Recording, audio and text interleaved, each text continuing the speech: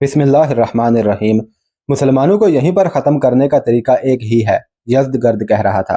तरीका यह है कि बाहर निकलकर उन पर इस कदर सख्त हमला किया जाए जो अभी तक नहीं किया गया। इस हमले के लिए ऐसे जांबाजों की ज़रूरत है जिन्हें अपनी जान की परवाह ना हो और जिनके दिलों में सुल्तनत फ़ारस की मोहब्बत हो। मैं किसी को हुक्म नहीं दूंगा, मुझे रज़ाकार जांबाजों की ज़रूरत है और मुझे ज़्यादा से ज़्यादा अफसरों की ज़रूरत है। जो अफसर सिपाही हमले में शामिल होना चाहते हैं वो आगे आ जाएं। फौज में इस कदर जोशो खरोश पैदा हो चुका था कि सारी फौज आगे आ गई। उस फौज में वो सिपाही भी शामिल थे जो दीवार के ऊपर मौजूद रहते थे। उन्हें भी यज़्दगर्द के हुक्म से नीचे बुला लिया गया था। मुअर्रिखों ने लिखा है कि सारी की सारी फौज से हमला नहीं करवाना था, तय ये पाया गया था कि मुंतहिब जांबाजों से हमला करवाया जाएगा। जर्नैलों से कहा गया कि वह वतन की आन पर मार मिटने वाले जुनूनी किस्म के अफसरों और सिपाहियों को मुंतहिब करें। चनाचे एक फौज तैयार कर ली गई जिसमें ऐसे कमांडर शामिल किए गए जो शुजाअत और जंगी महारत में शोहरत याफ्ता थे। क्योंकि रात हो गई थी इसलिए हमला अगली सुबह को करना था। अगली सुबह सूरज अभी निकला ही था कि शहर के तमाम दरवाजे बैक वक्त खुले और अंदर से घोड़सवार फौज और प्यादे भी रुके हुए सैलाब की तरह निकलने लगे। साद बिन अबी वक़ास रज़ी अल्लाह तआला अन्हु ने गुज़िश्ता रोज़ अंदर का शोरगुल सुनकर यह कह दिया था कि ये अगले हमले की तैयारी हो रही है। उन्हें एक सालार ने मशवरा दिया था कि मंजनीकू को हमला आवरों पर इस्तेमाल किया जाएगा। साद रज़ी अल्लाह तआला अन्हु ने यह मशवरा कबूल कर लिया था। रात ही को मंजनीकें इस तरह रख दी गई थीं कि हर दरवाजे के सामने एक एक मंजनीक आ गई थी। बाकी मंजनीकों का रुख भी ऊपर की बजाय कुछ नीचे कर दिया गया था। जो ही शहर से फौज निकलने लगी उस पर संगबारी शुरू हो गई। क्योंकि मंजनीकें छोटी थीं इसलिए उनमें पत्थर भी छोटे इस्तेमाल हुए थे, लेकिन इतने छोटे भी नहीं कि कुछ नुकसान ही ना करें। कमोबेश 10 किलो वजनी पत्थर फेंका जाता था। बाज़ मंजनीकें उससे ज़्यादा वजनी पत्थर भी फेंक सकती थीं। इतना वजनी पत्थर जिस आदमी को भी लगता था वो वहीं ढेर हो जाता था। घोड़े भी इतने वजनी पत्थर की ज़रब को बर्दाश्त नहीं कर सकते थे। मंजनीक से निकला हुआ पत्थर तोप से निकले हुए गोले की तरह जाता था। जब फौज पर पत्थर बरसने लगे तो पत्थरों से गिरने वाले सवारों ने दरवाजों का रास्ता बंद कर दिया।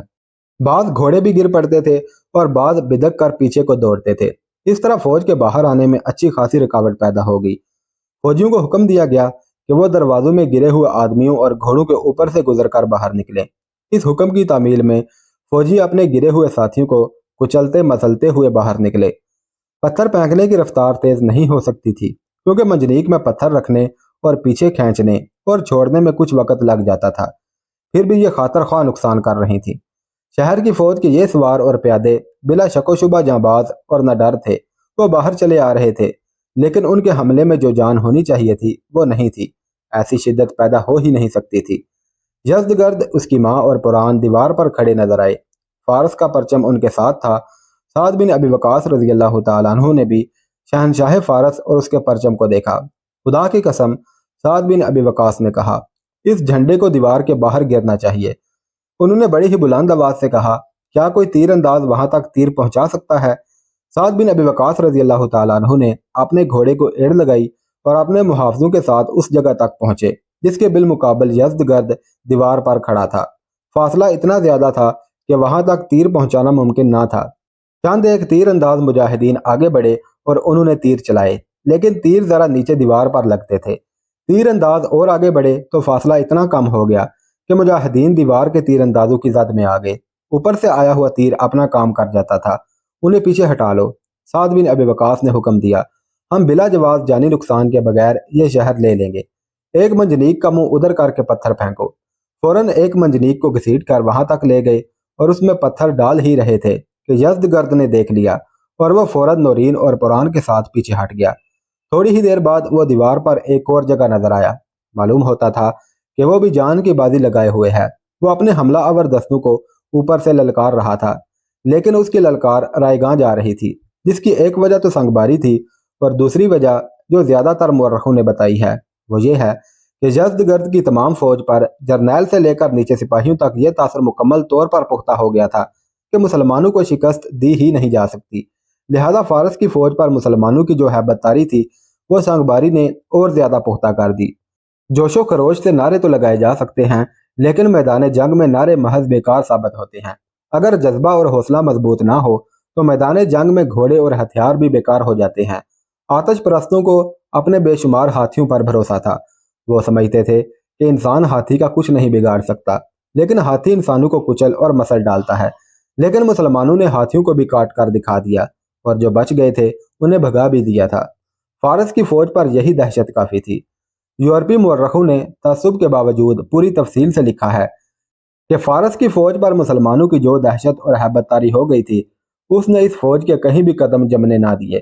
اس حملے کے متعلق جو ہم بیان کر رہے ہیں، انہوں نے لکھا ہے کہ شجاعت، جنگی قیادت اور جنگی مہارت کے لحاظ سے جو فارسی افسر اور سپاہی شامل تھے، ان کی جاں بازی میں کوئی شک نہیں تھا۔ انہوں نے جو حملہ کیا وہ بھی کم شدید نہیں تھا، پھر بھی مسلمانوں کے آگے وہ ٹھہر نہ سکے۔ جب دونوں فوجیں مارکے میں الجھ گئیں تو سنگ باری روک دی گئی۔ ایسی صورتحال بھی پیدا ہوئی جس میں مسلمانوں پر فارسیوں کا دباؤ اچھا خاصا بڑھ گیا تھا، لیکن مسلمانوں میں لڑنے کا جو جذبہ تھا وہ اتنا شدید تھا کہ مسلمان صورتحال پر غالب آ جاتے تھے، اور جب 2-3 مرتبہ مسلمانوں نے فارسیوں کے دباؤ کو برداشت کر کے اپنا دباؤ ڈالا تو فارسیوں کا حوصلہ ٹوٹنے لگا۔ دونوں طرف کی فوجوں میں ایک فرق تھا، وہ یہ کہ فارسی جوش اور جذبے سے لڑ رہے تھے، اس کے مقابلے میں مسلمانوں کے سالار عقل سے کام لے رہے تھے۔ مثلاً ایک جگہ مسلمان اس طرح پیچھے ہٹتے گئے جیسے پسپا ہو رہے ہوں، فارسی ان پر دباؤ ڈالتے آگے ہی آگے بڑھتے گئے۔ انہیں اس وقت ہوش آیا جب وہ مجاہدین کے گھیرے میں آ چکے تھے۔ اس وقت انہیں پتہ چلا کہ یہ مسلمانوں کی ایک چال تھی اور مجاہدین نے انہیں اس طرح گھیرے میں لینا تھا۔ اب فارسی اپنی جانیں بچانے کے لیے لڑنے لگے، لیکن جس پھندے میں وہ آ گئے تھے اس سے بچ نکلنا ان کے لیے ممکن نہ تھا۔ دوسرے فارسیوں نے جب یہ حال دیکھا تو وہ محتاط ہو گئے اور پیچھے دیکھنے لگے کہ ان کی پسپائی کا راستہ صاف ہے یا نہیں۔ دیوار پر یزد گرد کھڑا دیکھ رہا تھا۔ پہلے تو وہ اپنے حملہ آوروں کو للکار رہا تھا، لیکن میدان جنگ کی نئی صورتحال دیکھ کر اس کی زبان بند ہو گئی۔ اس نے اپنی ماں اور پھر قرآن کی طرف دیکھا۔ اس کے چہرے پر مایوسی کا تاثر بڑا ہی گہرا تھا۔ اس نے میدان جنگ سے نظریں پھیر لیں اور آہستہ آہستہ چل پڑا۔ دیوار سے اس نے اندر کی طرف دیکھا تو اسے ایسا منظر نظر آیا جو اس کی برداشت سے باہر تھا۔ اس کے زخمی فوجی کھلے ہوئے دروازوں سے اندر آ رہے تھے۔ بعض اچھے بھلے سوار اور پیادے بھی باہر سے بھاگ کر اندر آ رہے تھے۔ قرآن اور نورین بھی اس کے پاس آ گئیں۔ یزد گرد نے دونوں کی طرف دیکھا اور سر جھکا لیا، پھر وہ آہستہ آہستہ چلتا ہوا دیوار سے اتر گیا۔ فارس کی فوج کا جانی نقصان بے تحاشا تھا، اس کے مقابلے میں مسلمانوں کا نقصان بہت ہی کم تھا۔ کسی بھی تاریخ میں مسلمانوں کے نقصان کے اعداد و شمار نہیں ملتے۔ صرف ایک مجاہد کا ذکر تقریباً ہر مورخ نے لکھا ہے، یہ تھا زہرہ بن حویہ، جس کا پہلے کئی مارکوں میں ذکر آ چکا ہے۔ زہرہ سالار تھا اور غیر معمولی طور پر بہادر اور نڈر تھا۔ اس کی شجاعت کے واقعات کچھ کم نہیں کہ یہاں پھر سنائے جا سکیں۔ قارئین کی یاد دہانی کے لیے یہ بتانا ضروری ہے کہ جب فارسیوں کو شکست دے کر قادسیہ سے مجاہدین کے لشکر نے بھاگتے ہوئے فارسیوں کے تعاقب میں مدائن کی طرف پیش قدمی کی تھی تو سعد بن ابی وقاص نے زہرہ بن حویہ کو سالار بنا کر مجاہدین کے ایک دستے کے ساتھ بحر شیر بھیجا تھا۔ اس کے ساتھ سالار ہاشم بن عتبہ بھی تھا۔ بحر شیر کے باہر زہرہ نے بڑا ہی سخت مارکا لڑا تھا اور فارسیوں کی فوج بے شمار نقصان اٹھا کر شہر میں چلی گئی تھی۔ علامہ شبلی نعمانی نے طبری اور بلادری اور چند مورخوں کے حوالے سے لکھا ہے کہ بحر شیر کے محاصرے میں زہرہ بن حویہ نے فارس کے کسی فوجی کی زرہ پہن رکھی تھی۔ قادسیہ کی 4 روزہ جنگ میں اور اس سے پہلے کے مارکوں میں اس نے یہی زرہ استعمال کی تھی۔ اس زرہ نے تلواروں اور برچھیوں کے بے شمار وار روکے تھے۔ اس زرہ نے نہ جانے کتنے ہی تیر روکے تھے۔ زہرہ تو محفوظ رہے تھے، لیکن زرہ کی کئی کڑیاں ٹوٹ گئی تھی۔ یزد گرد نے بحر شیر کی فوج سے یہ حملہ کرایا جو اوپر بیان ہوا ہے، تو اس روز بھی زہرہ نے یہی ٹوٹی ہوئی کڑیوں والی زرہ پہن رکھی تھی۔ اس کے کسی ساتھی نے اسے یہ کہا کہ یہ زرہ بیکار ہو گئی ہے، اسے بدل لو، فارسیوں کی کئی زرہیں موجود ہیں۔ ہاں ابن حویہ، اس کے ایک اور ساتھی نے کہا، یہ زرہ تیر کو نہیں روک سکے گی۔ میں ایسا خوش نصیب کہاں، زہرہ بن حویہ نے خوشگوار لہجے میں کہا، میرے نصیب اتنے اچھے نہیں کہ دشمن کے تیر دوسروں کو چھوڑ کر میری طرف آئیں۔ یہ تھا شوق شہادت۔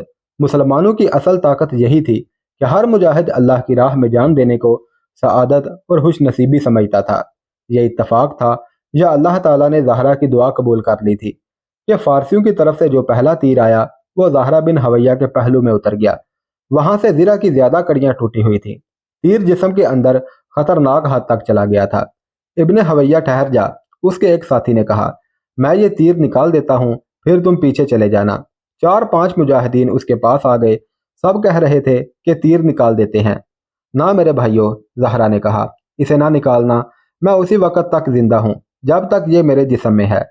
तिबरी और बलादरी वगैरह ने लिखा है कि ज़हरा ने पहलू में तीर लिए हुए एक जगह फारसियों के एक दस्ते पर हमला किया। उस दस्ते के साथ फारस का एक नामवर जर्नैल शहरबराज था। ज़हरा ने उसका परचम देख लिया था। उसने चंद एक मुजाहिदीन के साथ शहरबराज के गिर्द मुहाफिजों का जो हसार था वो तोड़ा और उसे तलवार से मार डाला। ज़हरा बिन हवैया को यकीनन ये एहसास था कि वह अपनी जिंदगी का आखिरी मार्का लड़ रहा है। उसी फारसी जर्नैल का परचम गिरने से और उसके मारे जाने से उन फारसी जांबाजों में भगदड़ मच गई और वो शहर के दरवाजों की तरफ भागने लगे। कुछ देर बाद ज़हरा बिन हवैया पहलू में तीर लिए हुए शहीद हो गए।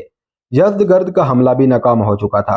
उसने जिस जांबाज और मुंतहिब फौज को बाहर निकाला था उसकी बहुत थोड़ी सी नफरी वापस शहर में जा सकी थी। बाकी सब बाहर मरे पड़े थे या जख्मी थे जो मुजाहिदीन की मिन्नत समाजत कर रहे थे कि उन्हें अपने साथ ले जाएं और उनकी मरहम पट्टी कर दें। बुहर शेर को मुसलमानों से बचाना नामुमकिन हो गया था। दूसरे ही दिन शहर का एक दरवाज़ा खुला। 5-6 घोड़सवार बाहर आए। सबसे आगे वाले घोड़सवार की पोशाक बताती थी कि उसका ताल्लुक शाही खानदान के साथ है या वो कोई बड़ा अफसर है। उसके एक पहलू के साथ वाले सवार ने सफ़ेद झंडा उठा रखा था जिससे जाहिर होता था कि वो सुलह और समझौते का पैगाम लाए हैं। उनके साथ एक तर्जुमान भी था जो अरब और अजम की जुबानें जानता था। घोड़सवार कुछ और आगे आकर रुक गए। तर्जुमान जरा आगे आ गया। शहनशाह फारस यज़दगर्द के एलची आए हैं। तर्जुमान ने अरबी जुबान में बुलंद आवाज से कहा, ये अरबी सिपा सालार से मिलना चाहते हैं, अमन और दोस्ती का पैगाम लाए हैं। साद बिन अबी वकास का भतीजा हाशिम बिन उत्बा करीब ही खड़ा था। वह उनकी तरफ बढ़ा। हम शहनशाह के एलची का इस्तकबाल दिलो जान से करते हैं। हाशिम बिन उत्बा ने कहा, मेरे साथ आएं। हाशिम भी घोड़े पर सवार था। वह उन्हें साद बिन अबी वकास के हैमे में ले गया। साद बिन अबी वकास वहां नहीं थे। वो अपने लश्कर के साथ थे और मुहासरे का जायजा ले रहे थे। उन्हें इत्तला दी गई कि शाह फारस का एलची आया है। वह फौरन अपने खेमे में पहुंचे। एलची और तर्जमान फर्श पर बिछी हुई चटाइयों पर बैठे थे। एलची का जिस्म खासा फरबा था। साद बिन अबी वकास को देखकर एलची एहतरामन उठने लगा, लेकिन मोटापे की वजह से उसे उठने में दुश्वारी पेश आ रही थी। मेरी ताज़ीम में उठने की ज़रूरत नहीं। साद बिन अबी वकास ने एलची के कंधों पर अपने दोनों हाथ रखकर बिठाते हुए कहा, तुम्हारे जर्नैल हैं जो मैदान जंग में भी कुर्सियां, तख्त और कालीन ले आते हैं। साद ने एलची को उठने ना दिया। उससे हाथ मिलाया और उससे ज़रा दूर हटकर बैठ गए और कहा, आपके रुस्तम का तख्त हमारे पास है जिस पर बैठकर वो जंग के मैदान में अपनी फौज को लड़ाया करता था। उसके कालीन और तकिए भी हमारे पास हैं और उसकी शाहाना कुर्सियां भी हमारे पास हैं। उसके दरबार का सारा ही साजो सामान हमारे कब्जे में है, लेकिन हम इन चटाइयों पर बैठा करते हैं। तुम्हें जहमत तो होगी, लेकिन हम अपने तौर तरीके नहीं छोड़ सकते। आपने जिस एहतराम से मेरा इस्तकबाल किया है, इससे मुझे महसूस ही नहीं होता कि मैं ज़मीन पर बैठा हूँ या नरमो मलायम मखमल के गद्दों पर। एलची ने कहा, सबसे पहले शहनशाह फारस यज़दगर्द का सलाम कबूल करें, फिर शहनशाह की एक पेशकश पर गौर करें। आप यकीनन इस पेशकश को कबूल करेंगे। ये हमारे शहनशाह की फ़यादी है कि वह अपनी आधी सुल्तनत आपको दे रहा है। अपने शहनशाह का पूरा पैगाम सुनाओ। साद बिन अबी वकास ने कहा, शहनशाह फारस का फैसला ये है, एलची ने कहा, कि हमारी सुल्तनत का जो इलाका आपने ले लिया है वो आपका और दजला से उस तरफ का इलाका फारस का। यानी शहनशाह दजला को अरब और अजम के दरमियान हद फाजल बनाना चाहते हैं। साद बिन अबी वकास ने कहा, बिल्कुल यही। एलची ने कहा, शहनशाह ने फैसला कर दिया है, सिर्फ आपकी रजामंदी दरकार है। बुहर शेर आपका होगा और मदाइन हमारा। शहनशाह नहीं चाहते कि मजीद खून बहाया जाए। हम तुम्हारे शहनशाह के चाहने या ना चाहने के पाबंद नहीं। साद बिन अबी वकास ने कहा, अब शहनशाह को हमारे फैसलों की पाबंदी करनी पड़ेगी। अगर तुम्हारा शहनशाह ये पेशकश उस रोज़ करता जिस रोज़ हम बुहर शेर पहुंचे थे तो उस पर गौर किया जा सकता था। तुमने बुहर शेर को बचाने के लिए क्या क्या जतन नहीं किए। 2-3 दिन पहले तुम्हारे शहनशाह ने कितना सख्त हमला करवाया था। यह उसका आखिरी वार था जो बेकार गया। अब शहनशाह मदाइन को बचाने के लिए आधी सुल्तनत पेश कर रहा है। नहीं मोहतरम एलची, शहनशाह से कहना कि हमें यह पेशकश कबूल नहीं। फारस के एलची ने बहुत कोशिशें की, बहुत बातें की, ज़ीरो जवाहरात की पेशकश भी की, लेकिन साद बिन अबी वकास टस से मस ना हुए। फिर आप अपनी शराइत बताएं, एलची ने कहा। शहनशाह यहीं पर जंग बंदी चाहते हैं। शराइत पेश करने का वक़्त गुजर गया है। साद बिन अबी वकास ने कहा, हमने शराइत पेश की थी। तुम्हारे शहनशाह ने हमारे एलचियों का मजाक उड़ाया था। उसने हमारे एक बहुत ही मुअज़्ज़ज़ और काबिल एहतराम एलची के सर पर मट्टी का भरा टोकरा रख दिया था। तुम्हारे रुस्तम ने कहा था कि खुदा ने ना चाहा तो भी अरब को तबाह बर्बाद कर दूंगा। जंग का फैसला तुम्हारे शहनशाह ने किया था, अब शहनशाह को जंग का नतीजा कबूल करना चाहिए। मैं हैरान हूँ कि आप जैसा दानिशमंद सिपा सालार इतनी बड़ी पेशकश ठुकरा रहा है, एलची ने कहा। मोहतरम एलची, साद बिन अबी वकास ने कहा, मैं इससे भी बड़ी पेशकश कबूल नहीं कर सकता। हमारे खलीफा का वादे हुक्म है कि मदाइन को फतह करना है। मैं अपने खलीफा की हुक्म अदूली नहीं कर सकता। साद बिन अबी वकास ने एलची को रुखसत कर दिया। तमाम मुअर्रखों ने यज़दगर्द की इस पेशकश को तफसील से बयान किया है। मुअर्रख लिखते हैं कि एलची रुखसत हुआ तो साद बिन अबी वकास ने सालारों को बुलाकर कहा कि शहर पर संगबारी पहले से तेज कर दी जाए। सारे लश्कर में यह बात फैल गई कि शहनशाह फारस ने जंग बंदी की पेशकश की है और उसके एवज उसने दजला तक के इलाके साद बिन अबी वकास को पेश किए हैं। जिस वक़्त साद बिन अबी वकास ये हुक्म दे रहे थे कि संगबारी तेज कर दी जाए, उस वक़्त लश्कर से नारे गरजने लगे, हमारी मंजिल मदाइन है, हम मदाइन से भी आगे जाएंगे, हम अपने शहीदों के खून की पूरी कीमत लेंगे। साद बिन अबी वकास रजी अल्लाह तआला अन्हु ने जब ये नारे सुने जो बुलंद से बुलंद होते चले जा रहे थे, उनके चेहरे पर रौनक आ गई। उन्होंने घोड़ा दौड़ा दिया और मुहासरे में घूमने लगे। तुमने मेरी तायीद कर दी है। साद बिन अबी वकास ने कई जगहों पर घोड़ा रोककर मुजाहिदीन से कहा, मैंने शाह फारस के एलची को यही जवाब देकर वापस भेजा है कि हम अब उसकी कोई शर्त और कोई मुआवजा कबूल नहीं करेंगे। मेरे रफीको, मैं तुम्हें यकीन दिलाता हूँ कि मैं शहीदों से बेवफाई नहीं करूँगा। अमीरुल मोमिनीन का भी यही हुक्म है कि मदाइन को फतह कर लिया जाए। मुजाहिदीन के नारों ने साद बिन अबी वकास को नया हौसला दिया और साद बिन अबी वकास का अज़म सुनकर मुजाहिदीन के हौसलों में नई रूह फूंकी गई। ये कुव्वत इरादी थी, बल्कि रूहानी कुव्वत कहना ज़्यादा मौजू होगा, जिसके भरोसे पर मुजाहिदीन ये इरादे बांध रहे थे कि वो मदाइन तक पहुँचेंगे। वो तो अभी बोहर शेर को भी फतह नहीं कर सके थे। बाज़ मुअर्रख लिखते हैं कि मुहासरा 9 महीने जारी रहा और बाज़ ने लिखा है कि मुहासरा 18 महीने जारी रहा। बहरहाल ये विसोक से कहा जा सकता है कि मुहासरे का अरसा 1 साल के लगभग था। उस 1 साल के दौरान अमीरुल मोमिनीन हज़रत उमर रज़ी अल्लाह तआला अन्हु ने कुछ कमक भी भेजी थी। ज़ख्मी मुजाहिदीन ठीक होकर लड़ने के काबिल हो गए थे। साद बिन अबी वकास ने जो जासूस और मुखबर बनाए थे वो अपना पूरा काम कर रहे थे। कुछ दिनों बाद एक जासूस ने आकर बताया कि बोहर शेर और मदाइन में कुछ खुफिया सी नकलो हरकत होती रहती है और यूं मालूम होता है कि बोहर शेर से फौज हटाई जा रही हो। 2-3 दिन और गुजरे तो साद बिन अबी वकास रज़ी अल्लाह तआला अन्हु को सालारों ने बताया कि दीवार पर जो तीरंदाज हर वक्त मौजूद रहते हैं उनकी तादाद कम होती जा रही है। मैं भी यही देख रहा हूँ। साद बिन अबी वकास रज़ी अल्लाह तआला अन्हु ने कहा, मैं इस इंतज़ार में हूँ कि ये तादाद मज़ीद कम हो जाए तो हम दरवाजे तोड़ने या कमंदे फेंक कर दीवार पर चढ़ने की कोशिश करेंगे।